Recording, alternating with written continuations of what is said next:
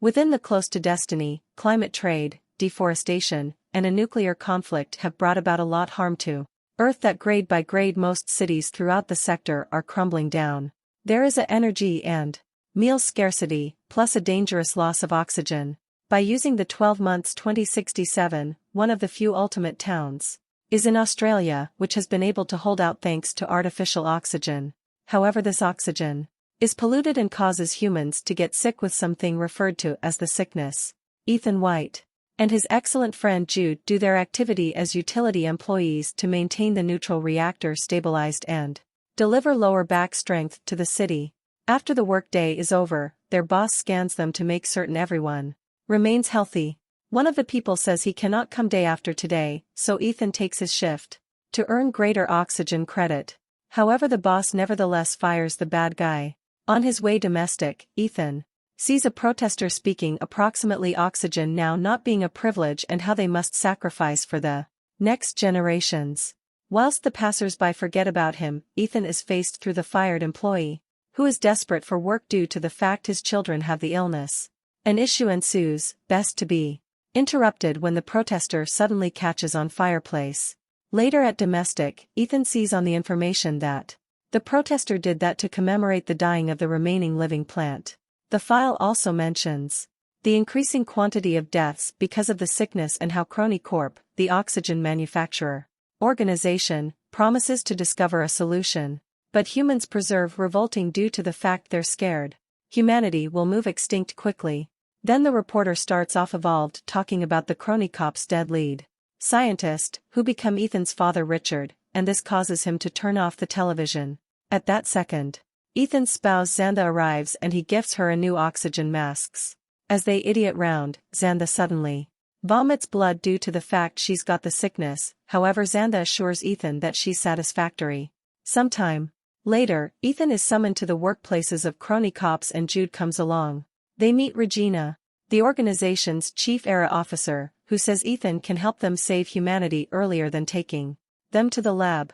It seems they are working on a time machine referred to as the Chronicle, which became invented via Richard 20 years ago. They've been checking out it with the aid of sending a clock for a few minutes. But they've also dispatched radio waves and acquired a reply from 400 years in the future with the words, "Ship Ethan White." Regina theorizes that people from the Destiny observed the remedy for the sickness and could handiest deliver it to Ethan. The group would not realize the way to get Ethan returned even though, so he will have to locate the folks that dispatched the message to have the ability to return. After the meeting, Ethan goes to a bar with Jude to think about Regina's request. Ethan does not need to depart Xantha, however Jude points out that staying means Xantha loss of life, even as going can also imply saving her for years yet to come. While Jude attempts to convey up Richard, Ethan reminds him that his father disappeared after leaving his 8-year son with nothing, however a self-deletion word and a weird tool on his wrist. Ethan thinks his mom wouldn't have died if Richard had been round, so he refuses to do the equal to Xantha. But Jude thinks that not to be like Richard, Ethan need to save Xantha. After Jude leaves, Ethan thinks about his 8th birthday. He waited all day for his dad, but Richard arrived past due, and his present turned out to be a unusual container. He put little Ethan's hand interior this box, telling him he'd have to make in vital preference someday, and all at once in digital. Bracelet closed round his wrist, inflicting it to bleed. Because the boy cried in pain, Richard instructed him that the bracelet would not come off and left the house, ignoring his spouse's protests. Then, Ethan also can't help remembering his mom's loss of life and makes a decision to move home to inform Xantha about Crony Corp's plan. He doesn't need to go away her, however Xantha asks him no longer to apply her as an excuse to keep away from saving humanity and to have confidence. She additionally mentions all of the kids in her elegance that have died, pronouncing she's afraid. Later inside the nighttime, Ethan goes to the roof to look at the city and desperately attempts to put off the bracelet as he again remembers the day his mother died at the streets. That day, Jude located him and shared his oxygen masks with him. Inside the gift, Ethan screams as he makes his choice. The next morning, Ethan leaves a metal flower for Xantha with a promise that he will go back, unaware that she's sincerely awake and crying. When he makes it to the Crony Cop's workplace, he makes address Regina. He may not move unless Xantha gets the first dose of the treatment. Regine accepts and they at once visit the lab, in which the scientists give an explanation to Ethan a way to use the special suit and a small pocket laptop known as Archie. Jude suggests up as well to show his aid, promising to watch over Xanthier. As soon as he's equipped, Ethan steps into the machine and power wraps around his frame until the gadget shoots a blast of strength, sending Ethan into the future. A hole opens within the sky and Ethan falls at wonderful pace till he lands within the center of a rainforest, immediately fainting. While Ethan wakes up, he notices his fit is burning and right now takes it off, crawling away from it right before it explodes.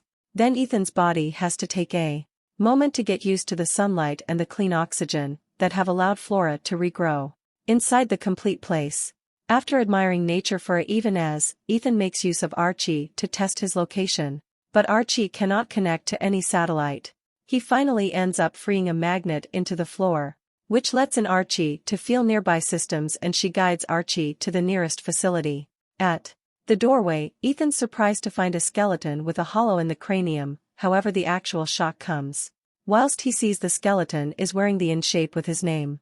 He also unearths a rusted Archie underneath the leaves and Richard's bracelet at the skeleton's wrist, despite the fact that this one has a inexperienced light. This method he's dying in this venture, which makes him panic. As soon as he calms down, he tries to open the facility's doorways to no avail, so as an alternative he asks the rusted Archie to play the ultimate recording.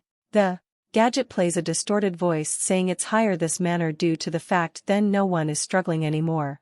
Then voices arguing accompanied through a gunshot. At that moment the battery runs out and the rusted Archie shuts down. Then he notices a wire wrapped around the rusted Archie. So Ethan grabs some twine from his match and wraps it round his very own Archie, which lets in her to eventually stumble on a beacon signal. Ethan follows the sign through the wooded area and reveals 2 oxygen dispensers, but now not a single individual. Later inside the nighttime, Ethan starts off evolved a fire with Archie's help.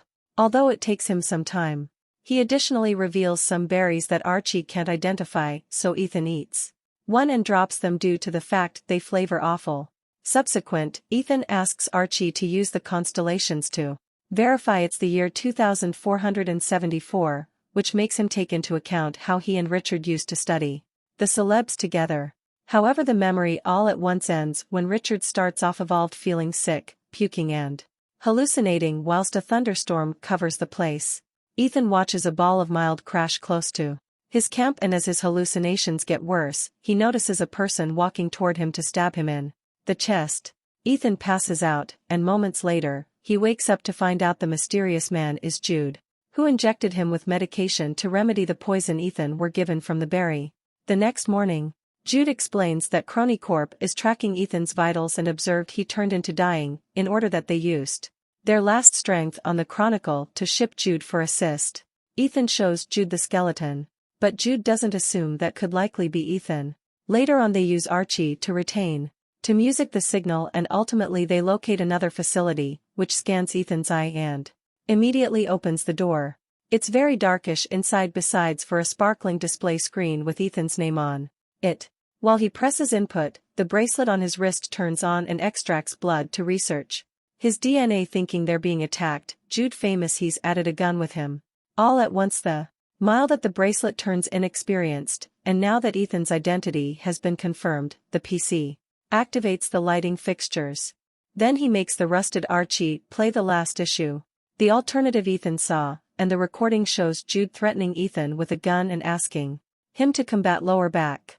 Jude swears he doesn't plan to shoot Ethan and a controversy ensues with Jude suggesting they stay there. However, Ethan refuses to leave absolutely everyone to die. Next, Ethan forces another door open to locate the utility room, but there are no masks. Jude insists they are able to save everybody, but Ethan pushes him away and is going to the PC to play a log recorded on his 8th birthday. Richard says he made a mistake, but the message is interrupted when Jude shuts off the electricity. Livid, Ethan locks Jude up inside the application room and activates the power again to complete watching the message. Richard stated he did everything for his son and wanted to tell him so he known as domestic and asked little Ethan to take a walk with his mom to satisfy with him. But before he may want to leave, Regina and Jude entered the lab to nook him. It grew to become out. Regina desired to apply the chronicle to escape to the future with a specific organization of elite humans and abandon the look for a therapy, claiming that people were the real virus. Richard refused to cooperate and confessed that he programmed the system so most effective. Ethan ought to set off it within the future, inflicting a furious Regina to take out a gun and ask one of the scientists if it became viable to send as a minimum one person to restore the power trouble. Whilst the scientist showed it could be done, Regina shot Richard. At that second Jude breaks loose and attempts preventing the recording to no avail, so the rest of the reality comes out. Regina dispatched a crew to kill Ethan's mother and ordered Jude to grow to be Ethan's mom or dad. A devastated Ethan jumps on Jude, calling him out for the usage of him most of these years, and every other argument ensues over a way to continue. Ethan begins pulling cables to attempt to stop the chronicle, so Jude attacks him, pushing him towards the wall as he begs him to fight. Because Ethan refuses, Jude brings out his gun and ambitions at Ethan's head, but Ethan nevertheless doesn't fight. Lower back, pronouncing he believes in his brother. Seeing Ethan in such pain, remembers Jude of the night they met and guilt takes over him. So he apologizes to Ethan, after which self-deletes. Inside the present, Regina is getting the elite group geared up for his or her breakout, and she or he orders a guard to kill Ethan as quickly as they come inside the Destiny. Again to Ethan, he has a breakdown and reaches for Jude's hand, only snapping out of it when the laptop reacts to the ping dispatched with the aid of Regina's group. This finally makes him realize that the individual in the lab who has been doing all the things is himself, so he writes the "Send Ethan White" message with a plan in mind. Within the gift, Regina waits for the countdown to reach 0. But as opposed to a portal beginning, the chronicle shuts down. Inside the system, they locate a present from Ethan, including a gaggle of flowers, a can, and a video of Richard's murder. In the Destiny, Ethan destroys the chronicle so no person will ever use it once more. Quickly, newscasts inside the gift are covering Regina's arrest and the way scientists are running with the vegetation to begin ecological regeneration. A chronic cop worker brings the can to Xantha because it has her call on it. And when she opens it, she cries whilst she sees an actual flower. In the Destiny, Ethan buries Jude's body by using the river and leaves the steel flower on the grave. All at once he sees a butterfly nearby, and as he recalls his father teaching him that the whole lot inside the universe is connected via time, Ethan rushes lower back to the facility to find out his skeleton is gone. Excited about the viable adjustments, Ethan runs through the woodland to attain the city once more, and this time he discovers humanity has survived and advanced buildings that appropriately combination with nature. The duo is stunned to discover that they may be in Chronicorp's lab, and the computer declares that the portal will open in 4 hours. Jude is relieved, but Ethan is worried because his bracelet is green just like the skeleton's.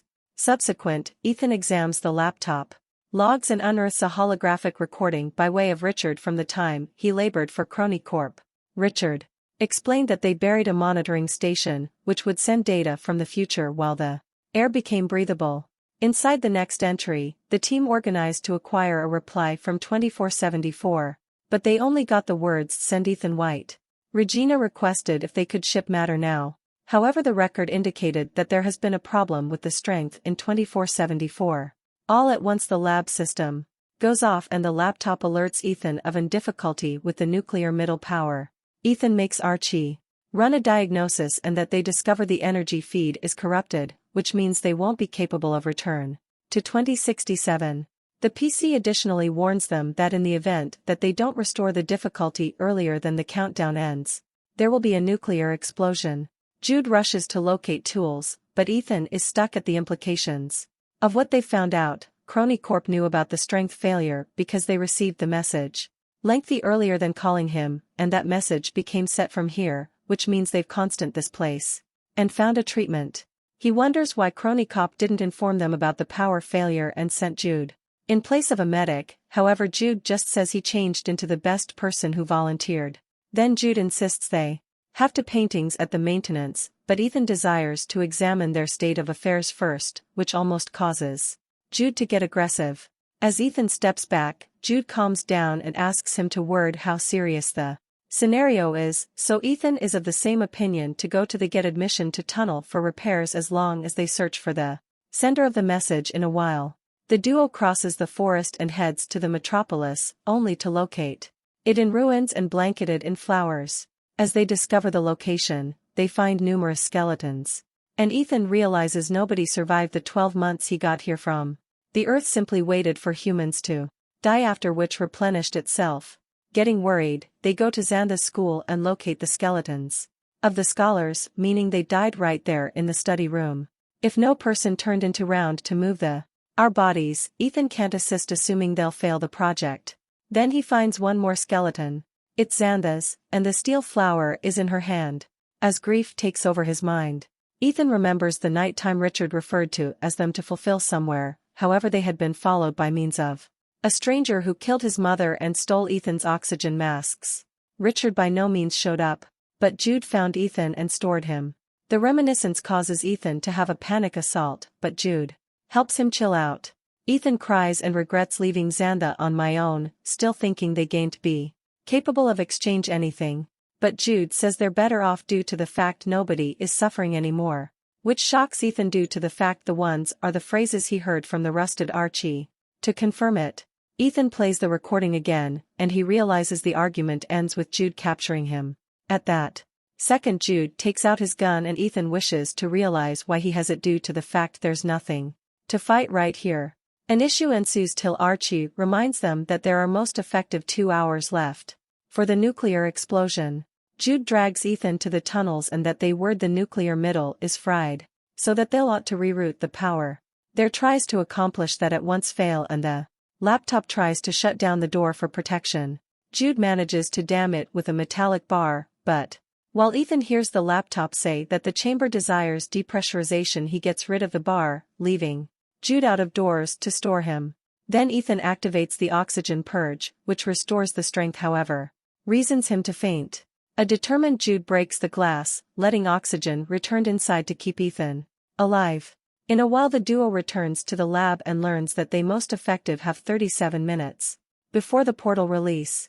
Unexpectedly Ethan opens a door and discovers it results in his skeleton, which makes him accept that he can't trade destiny. Whilst Ethan switches the batteries of the two Archies, he accuses Jude of planning to shoot him.